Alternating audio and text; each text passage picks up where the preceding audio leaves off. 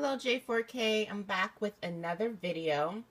Today we're going to go into the Rosemont files and we're going to take a look at some of the documents that they have updated as of June 2018. And I got a tip from Ms. Harris that the Public Safety Department, in fact, is still tampering with these files.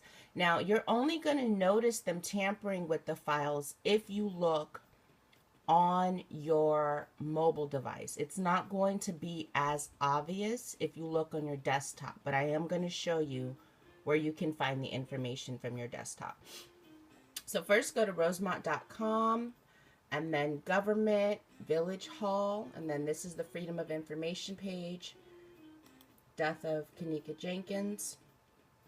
This is going to put you in the file box. Now, notice none of this says updated as of June, but I'm going to show you where we're going to find that at. We're going to look in here. Okay. And then this one right here.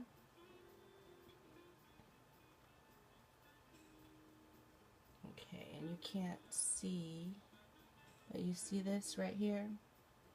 So this was modified June 18th, 2018 at 9:59 p.m. at night. So what I want to do is I want to closely review this document and try to figure out why so many months after the investigation they would be interested in this piece of evidence here, okay? So this is the initial incident report. It's from September 9th, 2017. Looks like it was created midday. This is military time. So this is, right afternoon, almost 1 p.m. Central Time, their time. This is in regards to a missing person because remember, Kenneka was missing.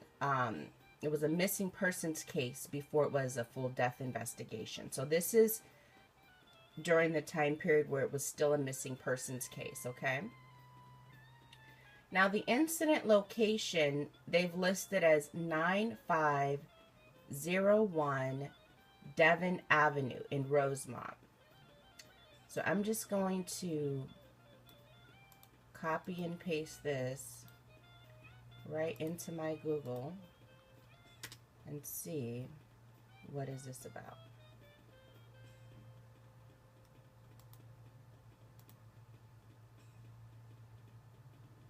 Okay. It's going to open up Google Maps for us. And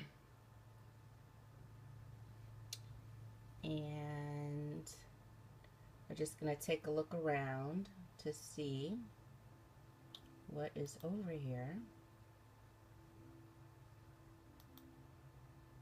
So if we spin around, we can see this is the Hyatt Hotel. This is Devon Avenue. And this over here is a casino.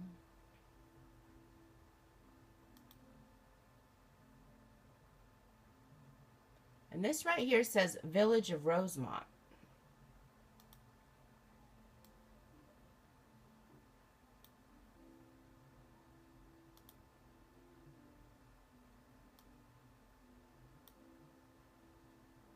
And you can't see this very well, but this is the actual address, 9501.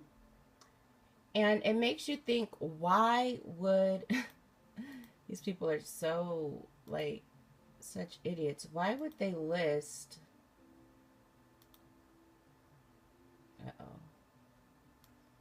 why would they list their own building as the incident location? Does that make sense to you?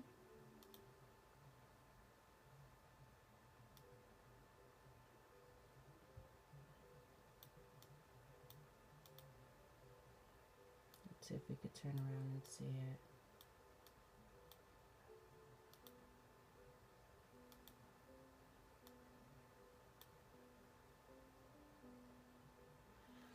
Okay.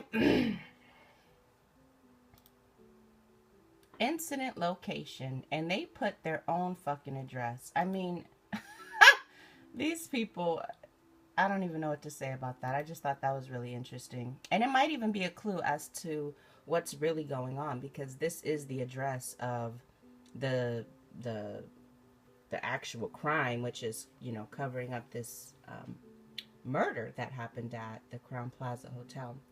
So let's just keep going. Now, next you're going to see offenses, and you can see that they've listed identity theft and credit card fraud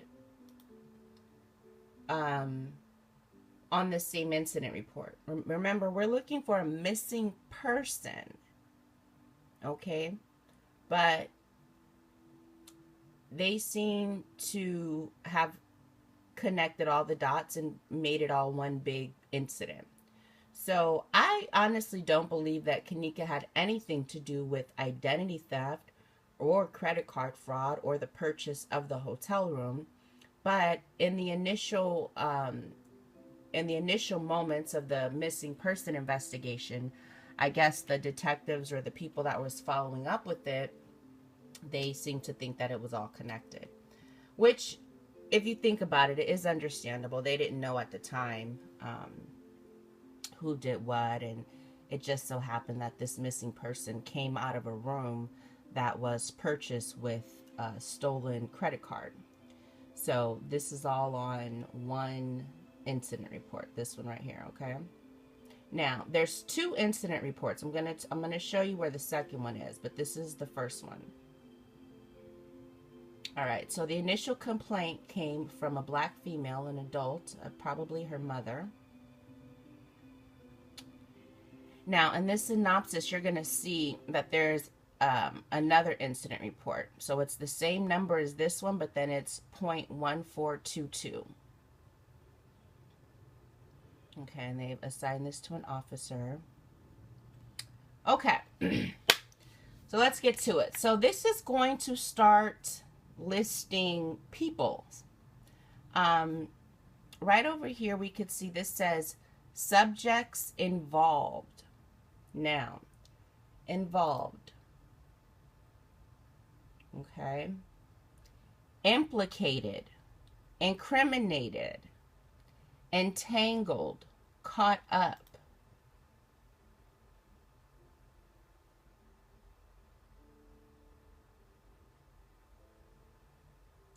To be engaged.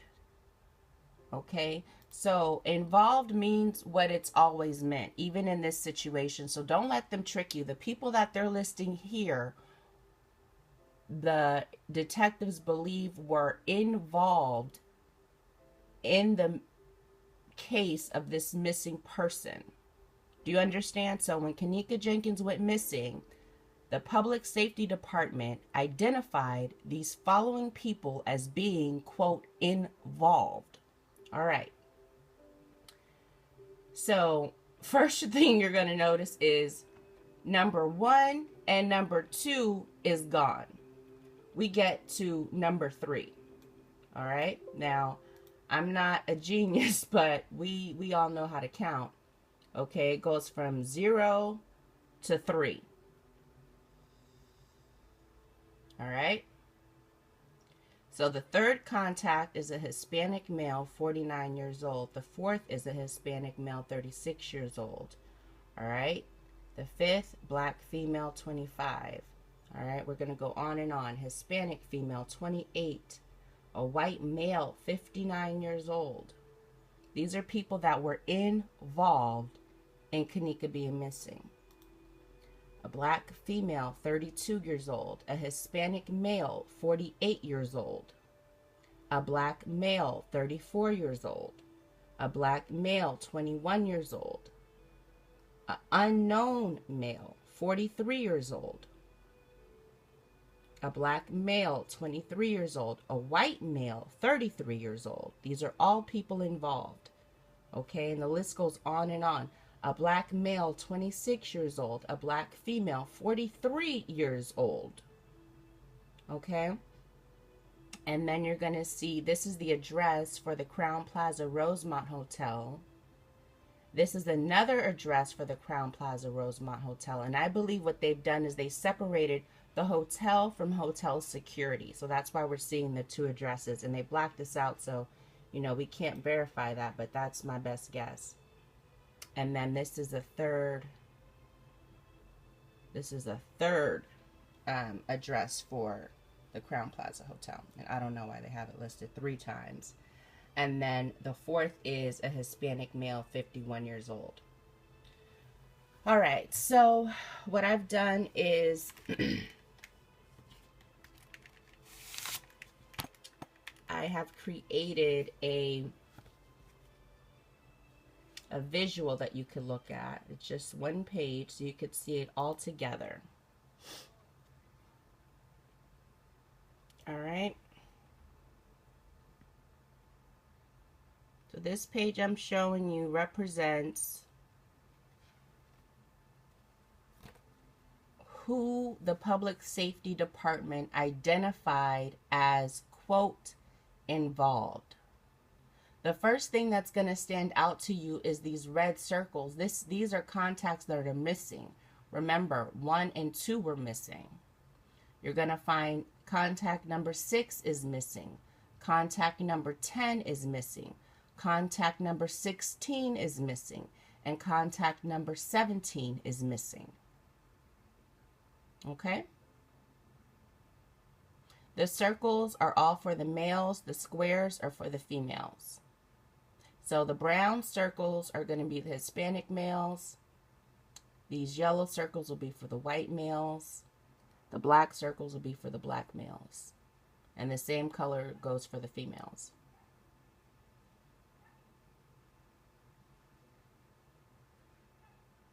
And then these triangles are the address, the Crown Plaza Hotel address that they listed 3 times.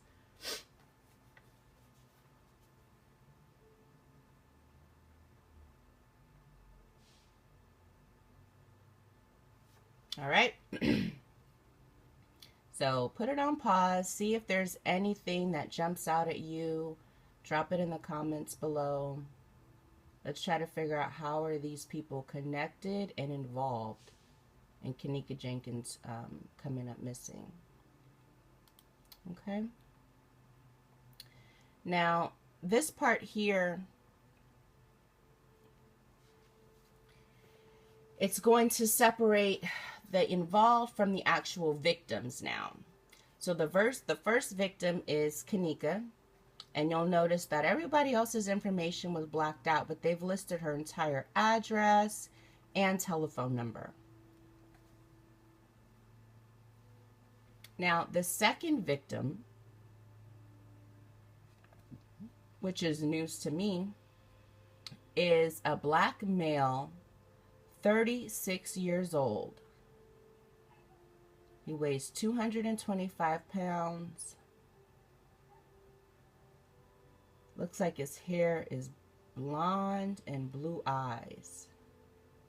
So, very interesting description because the race is B for black and his eyes are blue. His hair is blonde. Remember, this is how they're categorizing brown hair, BRO. His hair is blonde, okay? All right, we're going to come back to this victim here. There's a third victim. This is a white female, 25 years old. State is New Jersey. Blue eyes, weighs 121 pounds. Okay? Now, the hotel itself, the Crown Plaza and the DoubleTree are also listed as victims. I believe the hotel are listed as victims because, remember, they connected all of this into this one incident report. So this is in regards to the missing person, which is Kenneka, and the identity theft and credit card fraud. Okay? However, because the investigation was so sloppy, we don't know if, because Kanika's deceased. So is this black man still alive? And is this white female still alive? Because they're listed right under Kanika, and Kanika is deceased.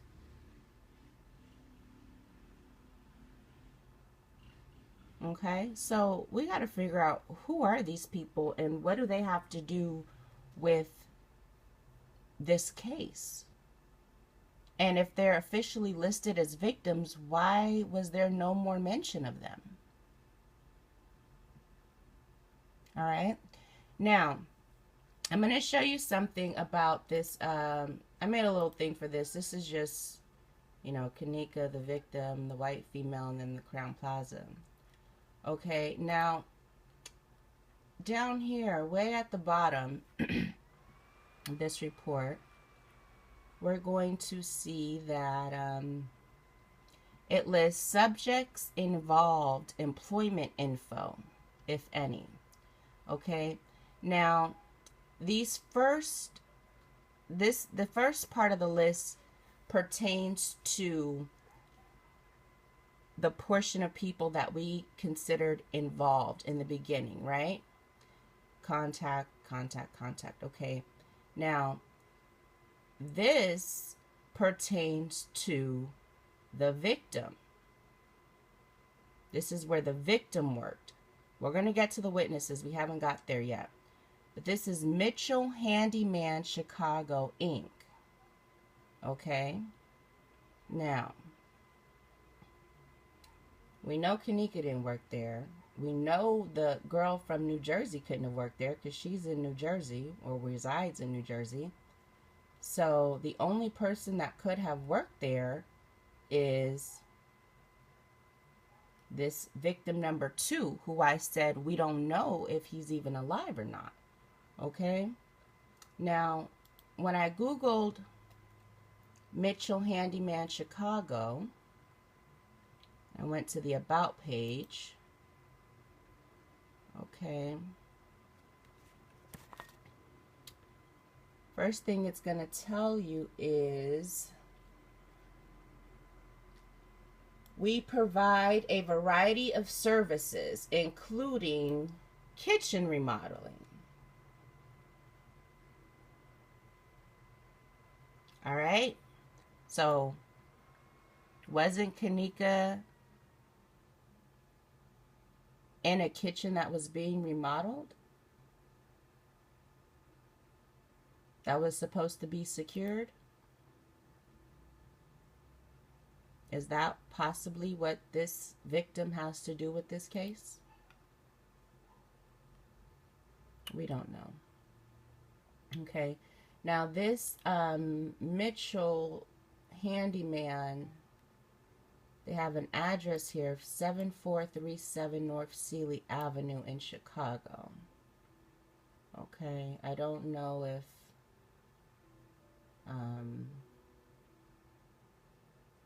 I don't know, but it might be something to follow up on and ask them if they have any information that could possibly help. Okay, now out of the first list that I show you, before we move on to the witnesses, out of this first list that I showed you, right,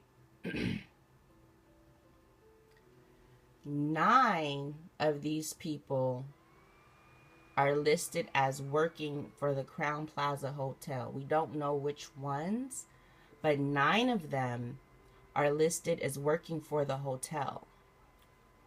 2 of them are listed as working for Franklin Food and Liquor Stores. So, you know, nobody has really done videos about what happened at the Franklin Food and Liquor Store. But we can't ignore all of the evidence. There was a photo lineup. There was narratives from people that worked at that store. We can see documents where they're saying that at least 2 people that worked at this store were, quote, involved in Kanika Jenkins becoming missing. So we have to we have to take that into consideration. Whatever theory you have or come up with, it has to include all of the facts. You can't just discard the information that just seems, you know, like too much or too out there or just like a burden to your theory. Because when it comes to the truth, you should be able to ask all the questions that you want. All of the evidence should support the truth if it's actually the truth. Do you know what I'm saying? So let's not shy away from what happened at the food and liquor store. You know, whether somebody, who knows. But we do have to take that into consideration. Okay, so let's move on to the witnesses. All right, so just like in the beginning, when we went over the people involved, and that's another thing, we need to try to figure out, how did they separate the list from involved to, quote, witnesses?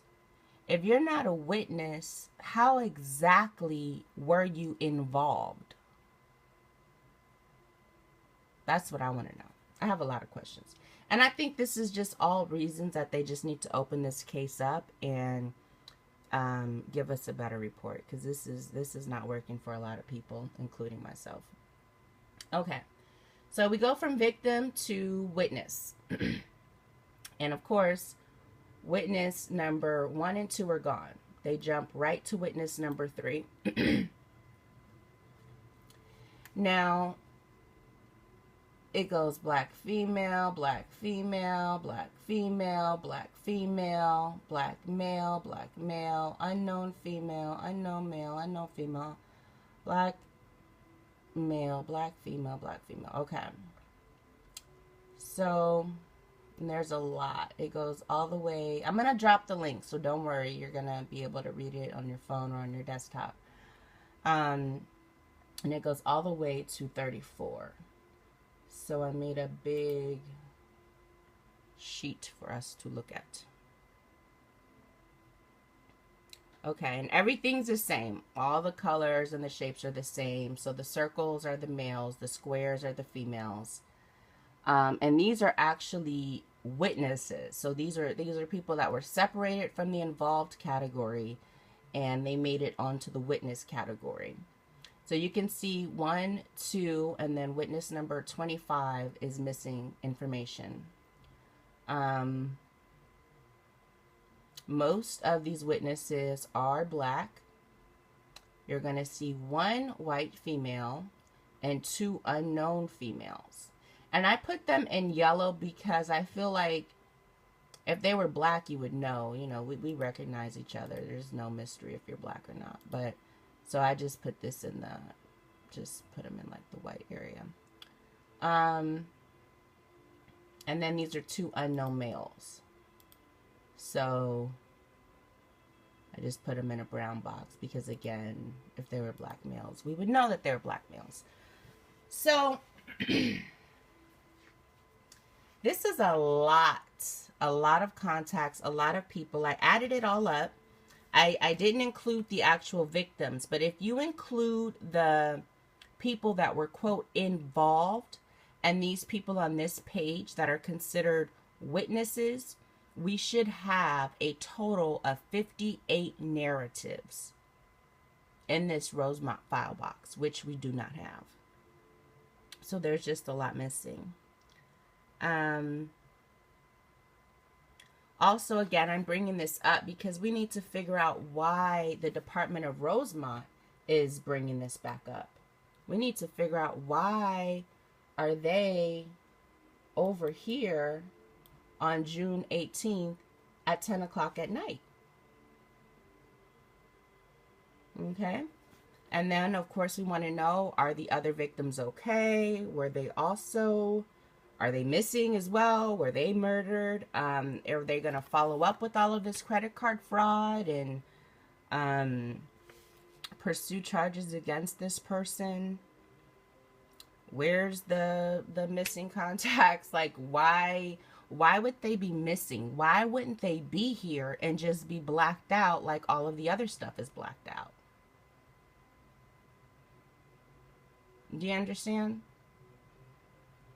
That doesn't make any sense. That doesn't make any sense.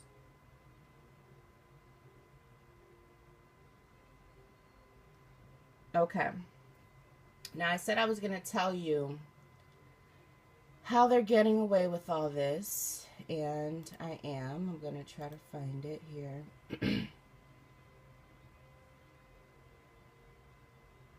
All right. This is the disclosure statement, okay? Now it says blah, blah, blah.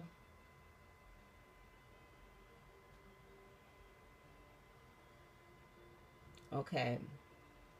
And then it says, attorneys representing the village of Rosemont have redacted. Okay, let's see. What does redacted mean?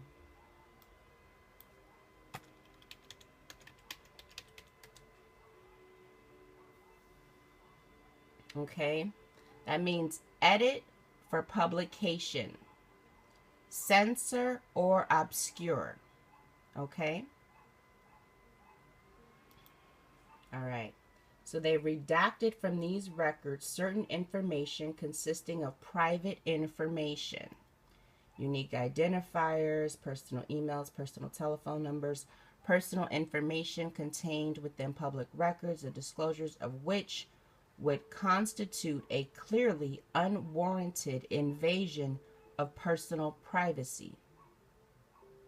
Portions of evidence technician photographs depicting Kanika Jenkins, forensic cellular phone examinations of private individuals, and information in law enforcement records, the disclosure of which would unavoidably disclose the identity of persons who file complaints with or provide information to law enforcement, or which would endanger the life or physical safety of another person.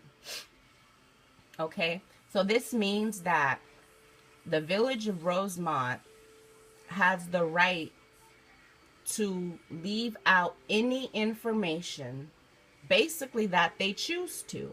And they could always say that it would have identified somebody who filed a complaint or would have endangered the life and safety of somebody else. Okay? So they can withhold information in the name of safety, privacy concerns, etc., etc. All right? So that's why they're able to produce contact number 3 without producing contact number 1 and 2. Okay?